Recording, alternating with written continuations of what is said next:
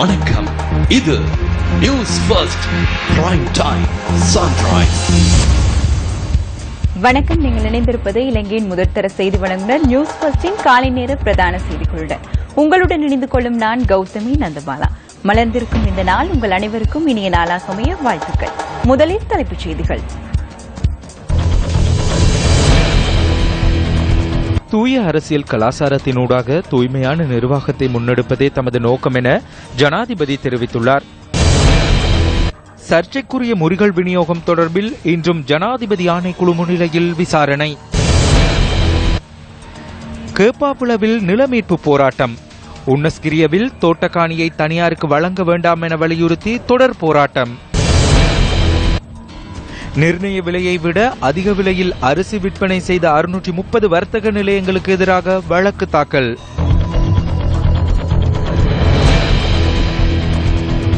இனி விரிவான செய்திகள்.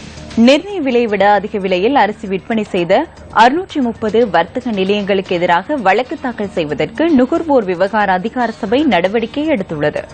அதிக விலையில் அரிசி விற்பனை செய்யப்படுகின்றமை குறித்து நாடளாவிய ரீதியில் கடந்த மாதம் 17ஆம் தேதி முதல் சுற்றுவளைப்புகள் மேற்கொள்ளப்பட்டு வருவதாக நுகர்வோர் விவகார அதிகார சபை தெரிவித்துள்ளது. இதனிடையே சந்தையில் அரிசியின் விலை குறைவடைந்துள்ளதாக ஹெக்டேயர் கொப்பேகடுவ விவசாய ஆராய்ச்சி மற்றும் பயிற்சி நிலையத்தின் உணவு உற்பத்தி மற்றும் வர்த்தக பிரிவின் பிரதானி துமிந்த பிரியதர்ஷன குறிப்பிட்டுள்ளார். இதேவேளை நிர்ணய விலைக்கு அமைவாக அரிசி விற்கப்படுமாயின்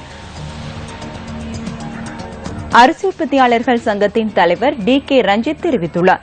மேலும் நடமாடும் வர்த்தக நிலையங்களின் ஊடாக நகரங்கள் மற்றும் சன நெரிசல் உள்ள பகுதிகளில் நிர்ணய விலையில் அரிசியை விற்பனை செய்வதற்கு நடவடிக்கை எடுத்துள்ளதாக கைத்தொழில் மற்றும் வர்த்தக அமைச்சு குறிப்பிட்டுள்ளது. நிர்ணய விலையை விட 3 ரூபாய் விலை குறிப்பில் சதோச நிலையங்களில் அரிசியை கொள்வனவு செய்ய முடியும் எனவும் அமைச்சினால் வெளியிடப்பட்டுள்ள அறிக்கையில் சுட்டிக்காட்டப்பட்டுள்ளது. எவ்வாறாயினும் நிர்ணய விலையில் அரிசி விற்பனை செய்யப்படுவதில்லை என பல பிரதேசங்களைச் சேர்ந்த மக்கள் தொடர்ந்தும் குற்றச்சாட்டுகளை முன்வைத்து வருகின்றமை குறிப்பிடத்தக்கது.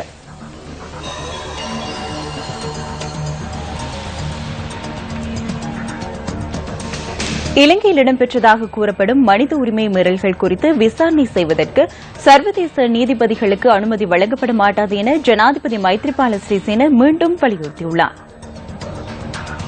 தூய அரசியல் கலாச்சாரத்தினூடாக தூய்மையான நிர்வாகத்தை முன்னெடுப்பதே தமது நோக்கம் என ஜனாதிபதி தெரிவித்துள்ளார். கொழும்பு மன்ற கல்லூரியில் நேற்று மாலை நடைபெற்ற ஸ்ரீலங்கா சுதந்திர கட்சியின் தெரிவுக்குழு கூட்டத்தில் கலந்து கொண்ட போதே ஜனாதிபதி இந்த விடயத்தை குறிப்பிட்டுள்ளார்.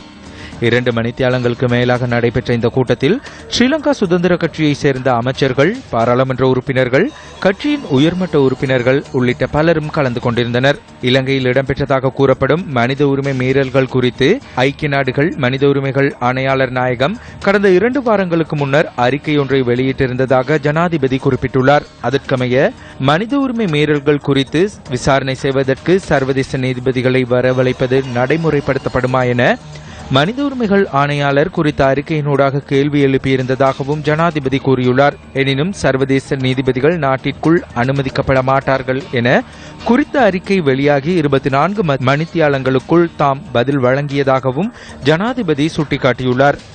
எனவே தூய அரசியல் கலாச்சாரத்தையே மக்கள் தற்போது எதிர்பார்த்துள்ளதாகவும் அவர்களின் தேவைகளை நிறைவு செய்யும் வகையில் நடவடிக்கைகள் முன்னெடுக்கப்படும் எனவும் ஜனாதிபதி மைத்ரிபால சிறிசேன தெரிவித்துள்ளார்.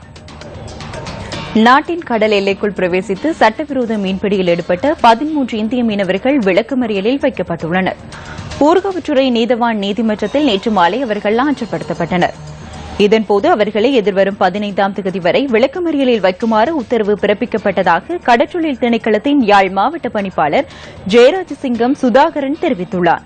வெற்றிலைக்கேணி மற்றும் நெடுந்தீவு கடற்பரப்புகளில் நேற்று அதிகாலை இந்திய மீனவர்கள் 13 பேரும் கடற்படையினரால் கைது செய்யப்பட்டனர். தமிழக மீனவர்கள் 2 மீன்பிடி படகுகளும் இதன்போது பறிமுதல் செய்யப்பட்டுள்ளமை குறிப்பிடத்தக்கது. நியமனம் கோரி வடக்கு கிழக்கு மாகாண வேலையற்ற பட்டதாரிகள் தொடர்ந்தும் போராட்டங்களில் ஈடுபட்டு வருகின்றனர். தீர்வு கிட்டும் வரை போராட்டத்தை கைவிடப் போவதில்லை என வேலையற்ற பட்டதாரிகள் குறிப்பிடுகின்றனர். கடந்த 21ஆம் தேதி ஆரம்பிக்கப்பட்ட கிழக்கு மாகாண வேலையற்ற பட்டதாரிகளின் சத்தியாகிரக போராட்டம் மட்டக்களப்பில் தொடர்ந்தும் முன்னெடுக்கப்பட்டு வருகின்றது.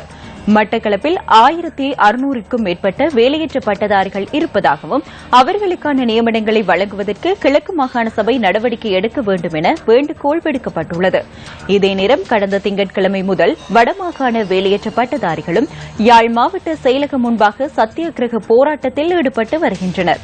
அத்துடன் திருகோணமலை மாவட்ட வேலையற்ற பட்டதாரிகளும் நேற்று முதல் கிண்ணியாவில் கவனஈர்ப்பு போராட்டத்தில் ஈடுபட்டு வருகின்றமை குறிப்பிடத்தக்கது. அரசு பெருந்தோட்டயாக்கத்திற்கு சொந்தமான காணிகளை தனியாருக்கு வழங்கும் செயற்பாட்டிற்கு எதிர்ப்பு தெரிவித்தும் சில கோரிக்கைகளை முன்வைத்தும் ஹொன்னஸ்கிரிய நகரில் தொடர் போராட்டம் ஒன்று முன்னெடுக்கப்பட்டு வருகின்றது. கண்டி மகியங்கன வீதியின் ஹுன்னஸ்கிரிய சந்திக்கு அருகில் கூடாரம் ஒன்றை அமைத்து கடந்த மாதம் 28ஆம் தேதி முதல் இரவு பகலாக ஹியாபாக் தோட்ட மக்கள் போராட்டத்தில் ஈடுபட்டு வருகின்றனர். தமக்கான உரிய தீர்வு வழங்கப்படும் வரை தமது போராட்டத்தை கைவிடப் போவதில்லை என தெரிவித்து 4வது நாளாக மக்கள் போராட்டத்தில் ஈடுபட்டு வருகின்றனர். முல்லைத்தீவு கேப்பாப்பிலவு பூர்வீக நிலத்தினை விடுவிக்க கோரி 3வது நாளாக இன்றும் போராட்டம் முன்னெடுக்கப்பட்டு வருகின்றது. முல்லைத்தீவு ராணுவ தலைமையகம் அமைந்துள்ள தமது பூர்வீக கிராமத்தை விடுவிக்க கோரி முல்லைத்தீவு கேப்பாப்பிலவு மக்கள் போராட்டத்தில் ஈடுபட்டுள்ளனர். சினியாமோட்டை, சூரிபுரம், கேப்பாப்பிலவு ஆகிய 3 கிராமங்களைச் சேர்ந்த 128 குடும்பங்களைச் சேர்ந்த மக்கள் போராட்டத்தில் ஈடுபட்டு வருகின்றனர். ராணுவ தலைமையகம் அமைந்துள்ள சுமார் 530 ஏக்கர் காணியை விடுவிக்க கோரி இந்த மக்கள் வலியுறுத்தியுள்ளனர். காணாமலாக்கப்பட்டோரின் உறவினர்கள் இருவேறு பகுதிகளில் முன்னெடுத்துள்ள போராட்டங்கள் இன்றும் தொடர்ந்து முன்னெடுக்கப்பட்டுள்ளன. கிளிநொச்சி கந்தசுவாமி ஆலயம் ஒன்றில் கடந்த 20ஆம் தேதி ஆரம்பிக்கப்பட்ட கவனஈர்ப்பு போராட்டம் 12வது நாளாக இன்றும் தொடர்கின்றது. இரவு பகலாக தொடரும் இந்த போராட்டத்தில் முதியவர்கள் பலரும் பங்கு பற்றியுள்ளனர். இதேவேளை வவுனியா வீதி அபிவிருத்தி திணைக்களத்திற்கு முன்பாக 8வது நாளாகவும் காணாமலாக்கப்பட்டோரின் உறவினர்கள் போராட்டத்தில் ஈடுபட்டு வருகின்றனர்.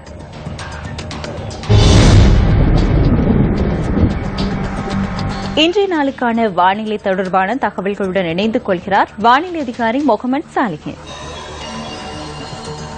இலங்கைக்கு மேலாக வளிமண்டலத்தில் காணப்படுகின்ற இடையூறின் காரணமாக நிலவுகின்ற மழையுடனான வானிலை நாளை வரையில் தொடர்ந்தும் காணப்படும்.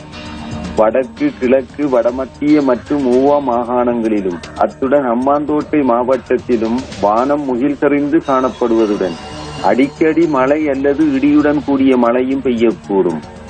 நாட்டின் ஏனைய பிரதேசங்களில் பிற்பகல் 2 மணிக்கு பின்னர் மழை அல்லது இடியுடன் கூடிய மழை பெய்யக்கூடும். சில இடங்களில் 75 மில்லிமீட்டரிலும் கூடிய ஓரளவு பலத்த மழை பெய்யக்கூடும். பலத்த காற்றும் மின்னல் தாக்கங்களும் ஏற்படக்கூடிய சந்தர்ப்பங்களில் பொதுமக்கள் அவதானத்துடன் செயற்படுமாறு கேட்டுக் கொள்ளப்படுகின்றனர். கடல் பிராந்தியங்களை பொறுத்தவரையில் மன்னார் தொடக்கம் காங்கேசன்துறை, திருகோணமலை ஊடாக ஹம்பாந்தோட்டை வரையான கடல் பிராந்தியங்களில் அடிக்கடி மழை அல்லது இடியுடன் கூடிய மழை பெய்யக்கூடும். இலங்கை விமானப்படை 18வது தடவையாக நடத்தும் மாபெரும் சைக்கிள் பந்தயம் கொழும்பில் இன்று ஆரம்பமாக உள்ளது. இது தொடர்பான மேலதிக தகவல்களுடன் இணைந்து கொள்கிறார் ஸ்போர்ட்ஸ் ஃபர்ஸ்ட் செய்தியாளர் ராஜலிங்கம் திரிஷானோ. வணக்கம் திரிஷானோ. வணக்கம் கௌதமி.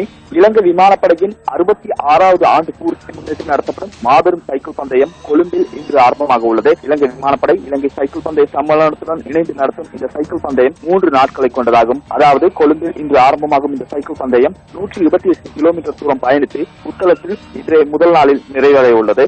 நாளை புத்தளத்திலிருந்து வவுனியா வரைக்கும், நாளை மறுதினம் வவுனியாவிலிருந்து யாழ்ப்பாணம் வரைக்கும் நீடிக்கும் இந்த சைக்கிள் பந்தயத்தின் மொத்த தூரம் 415 கிலோமீட்டர்களாகும். இலங்கையில் சைக்கிள் பந்தய விளையாட்டை பிரபலப்படுத்தும் நோக்கில் இலங்கை சைக்கிள் பந்தய சம்மேளனம் இந்த சைக்கிள் பந்தயத்தை இலங்கை விமானப்படையுடன் இணைந்து ஏற்பாடு செய்துள்ளமை குறிப்பிடத்தக்கதாகும். அத்துடன் நாளை மறுதினம், அதாவது 5ஆம் நாளில் மகளிருக்கான சைக்கிள் பந்தயம் கிளிநொச்சியிலிருந்து யாழ்ப்பாணம் வரைக்கும் 69 கிலோமீட்டர் தூரத்துக்கு நடைபெற உள்ளது. மகளிர், ஆடவர், அணிப்பிரிவு என சகல பிரிவுகளிலும் சைக்கிள் பந்தயம் நடைபெற உள்ளதுடன் 23 வயதுக்குட்பட்ட பிரிவும் இதில் உள்ளடக்கப்பட்டுள்ளது. போர்ட்ஸுக்காக கொழும்பிலிருந்து ராஜலிங்கம் திரிஷானோ. இத்துடன் நியூஸ் ஃபர்ஸ்டின் காலை நேர பிரதான செய்திகள் நிறைவடைகின்றன. நமது அடுத்த மணித்தில செய்திகளை 10:25க்கு எதிர்பாருங்கள்.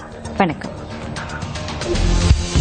Hotline 0114-896-896 www.newsfirst.lk. Feedback at newsfirst.lk.